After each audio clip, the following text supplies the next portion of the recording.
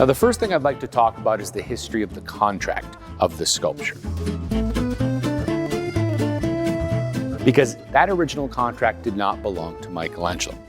In the year 1464, or 11 years before Michelangelo was even born, a sculptor by the name of Agostino di Duccio was commissioned by the building committee of Florence Cathedral to go to a place called Carrara, which is where all the statuary marble comes from, and to come back to Florence with 4 blocks of marble with which he was going to construct a 19-foot tall statue of the Old Testament prophet David. That's the original contract. When Agostino di Duccio returned to Florence after about a year, instead of coming back with 4 blocks of marble, he came back with just 1. And we estimate that that block was about 18 feet tall and weighed upwards of 9 tons.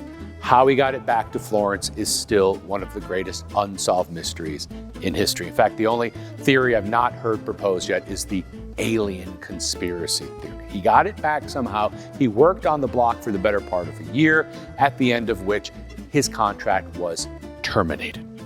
And we don't know why. In 1476, when Michelangelo was 1 year old, a second sculptor by the name of Antonio Rossellino was given the same contract as the first. He worked on the block for about a year, at the end of which his contract was terminated as well. So the moral of the story is 2 guys worked on the block before Michelangelo ever even had a chance to look at it.